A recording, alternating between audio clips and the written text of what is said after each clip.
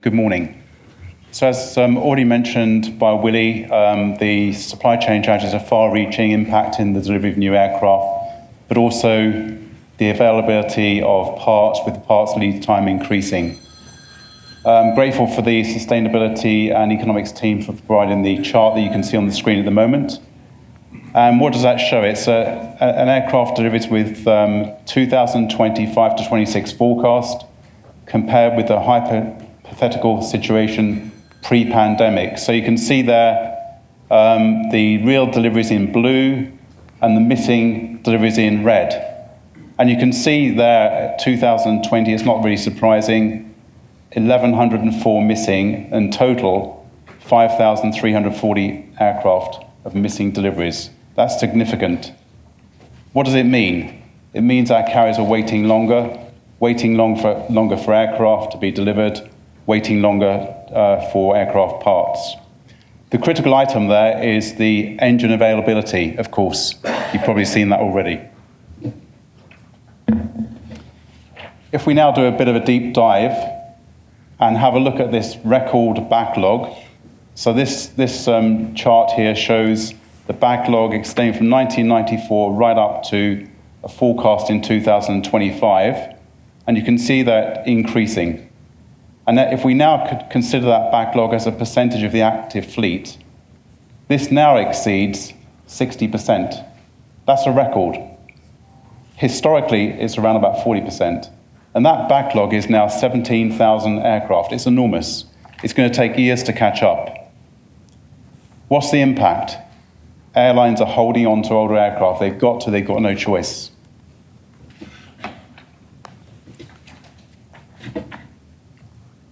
Let's have a look at some of these numbers again. So delivery shortfall, 5,300 plus aircraft. If we actually look at that figure though, if an airline orders an aircraft today, it's going to take roughly 6.8 years to be delivered. That's significant. What was it in 2018? 4.5 years. So you can see a significant increase. And there's an appetite to get those more efficient aircraft on board, of course. The backlog of 17,000 aircraft plus today, well, that backlog in 2019 was 13,000. Again, it's increased. One of those reasons for that is aircraft certification. New aircraft are taking longer to certify, and we know the appetite to get those new, more efficient aircraft is there. 5,000 aircraft in storage is surprising, but not surprising when you think about some of the reasons behind that. Aircraft are being parked up, waiting for parts and also overhaul, where capacity is constrained. And as mentioned by Willie, in the reports that IATA and Oliver Wyman published earlier on this year, the estimated cost to industry of the supply chain challenges in 2025, $11 billion. It's enormous. And as already mentioned, it's not one single item, it's multiple, and I'll have a look at that, break that down in a second so you can see those details. So an obvious one is the fuel efficiency. 4.2 billion in delayed fuel savings. That's because new aircraft are more efficient, but also they also have a positive impact towards their sustainability goals. What about the maintenance costs? Older aircraft require more maintenance. They need the heavy checks. They take longer to schedule. These checks have increased in time. Engine overhauls are now taking, on average, 75 days. Landing gear has increased from 90 to 120 days. It impacts the time the aircraft's in the hangar. It impacts the maintenance cost. What about 1.4 billion extra spares inventories? Why? Because airlines are waiting longer for spare parts to be delivered. They must make sure they've got enough stock in place to keep the aircraft operating. So that's the reason behind that issue there. And of course, they need to have a buffer. And then we've got $2.6 billion in excess engine leasing, as mentioned by Willie.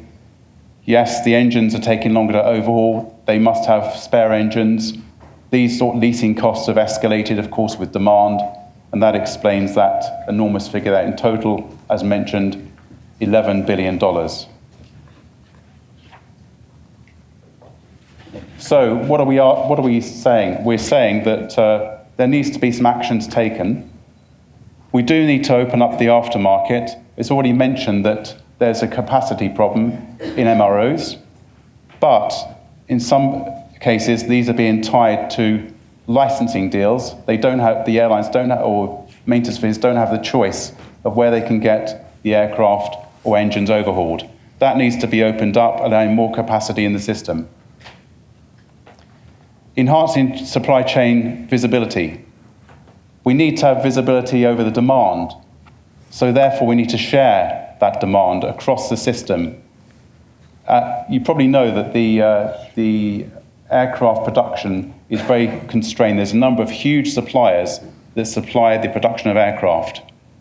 But they need to know the demand from all these different, the suppliers need to know the demand to work out what they need to ramp up. And then we will find that the airlines, if that could be achieved, visibility across the supply chain, maybe that would improve the situation and they wouldn't need to hold so much spare stock to keep the aircraft serviceable. The use of data. We know the use of data is very valuable. It's not just the amount of data, it's what you actually do with it. A good example of how can we actually use that data to make a difference. Predictive maintenance. We use predictive maintenance in cars. It is used in aircraft maintenance as well. It's a much smarter way of doing maintenance because you actually can predict when you're going to schedule the maintenance, where in the network that's going to be done, as opposed to relying on dates and cycles, which was the typical method used to calculate maintenance schedules in the legacy way. And the other thing that we need to do is to expand the use of alternative parts, not just relying on those OEM parts that are supplied to keep the aircraft serviceable, but also allowing alternative and certified parts, as well as the used serviceable materials. In other words, using the materials off aircraft that might be parted out, etc. Those are still good to be used and keep the aircraft safely flying and operational.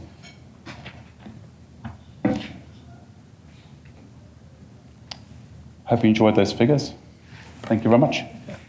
Great, thank you, Stuart. Willie, any last words on supply chain before we move on? No, just to say that clearly there's a lot more behind the obvious disruption that has been evident, and we'll continue to look at opportunities to reduce the impact on the industry because the figures are eye-watering, particularly when you put them into context with the levels of profitability that the industry is expected to make. Great, thank you. Since we're talking about partners or people that the airlines rely on to do business in the value chain, you've long taken an interest in airports and ANSPs and their performance. Have you seen any encouraging trends in 2025, or how would you look at 2026 and what are your expectations? Encouraging trends? Not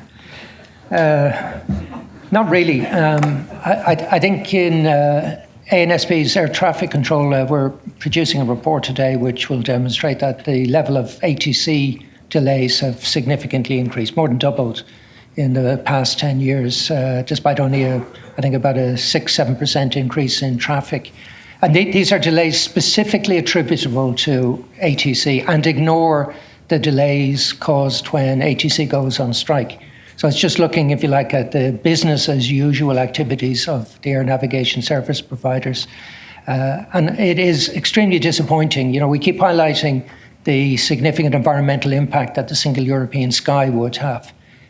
Could reduce CO2 in Europe by about 10%, 10 to 12%.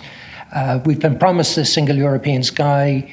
The bureaucrats slap themselves in the back and congratulate when they reach agreement that actually achieves nothing. And at the same time, they're ignoring the fact that the problem with the industry is that the ANSPs, the air navigation service providers, are not doing their job. And they get away with this because they can just pass any costs that they incur directly onto the airline industry. And worse than that, we have the same regulators then looking at the consumer compensation EU 261. And it becomes very clear that the large contribution that these ATC delays make, the bill for that is being borne by airlines through compensation that we have to pay to our customers. And the people who caused the problem are getting away scot-free. So it is continues to be an area that we are frustrated, disappointed, but we haven't given up hope, because I think it is often the case that the parliamentarians who debate these issues don't understand the cause of the problem. I don't think it's because they're ignoring the cause of the problem. I just don't think they fully understand the cause of the problem.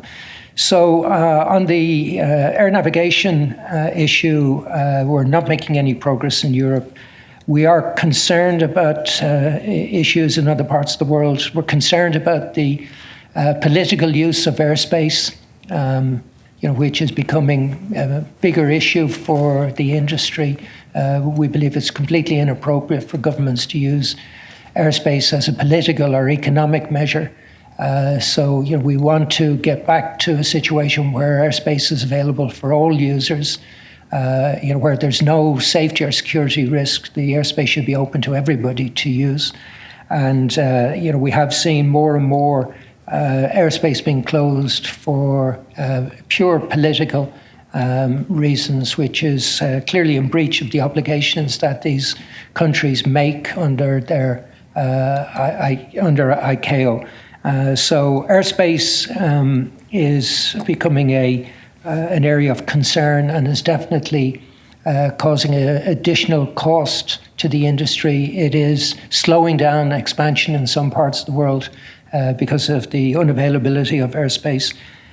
When it comes to airports, I'm pleased to see that there is a recognition that we need more airport capacity. The big concern we have continues to be around the cost of airport expansion and the economic regulatory model that continues to incentivize airports to overspend because they're rewarded for what they spend rather than the value of what it is they produce. So while we welcome the government in the UK, for example, decision to proceed with airport expansion in the southeast of London, which is clearly required, we are very concerned about the cost of that expansion, particularly the cost of expansion at Heathrow, which we believe is unaffordable. That if Heathrow is allowed to spend the money that they've earmarked for the expansion, it will make Heathrow completely uncompetitive and likely to lead to a situation where the additional capacity will not be utilised, which would be a bizarre situation to develop. So we're seeing, I think, greater evidence of investment in airport infrastructure, particularly in parts of the world where we're seeing fast growth, economies like China and India and other parts of Asia. And that's very encouraging, where there's a clear recognition of the need to provide the infrastructure to enable the industry to grow. I think there isn't always a corresponding recognition of the need to ensure that the air traffic systems keep pace with that expansion as well. But the positive, I suppose, is that we are seeing a recognition of the requirement to increase airport infrastructure, and there have been some projects which have received approval, and that's a positive. But we continue to be concerned about the inefficiency of the air traffic systems globally. I think one positive is the recognition in the US that they have to modernize their ATC environment, and we've all seen the limitations that the ATC environment is forcing on the industry. It's the correlation between the lack of air traffic control and growth in the US domestic market is very clear now. So it is inhibiting potential growth, particularly in the US domestic market, but also internationally. So greater focus on air traffic control, I think, will be required as we go forward. I think it's long been recognised about airports, but less recognition about the need to invest in ATC.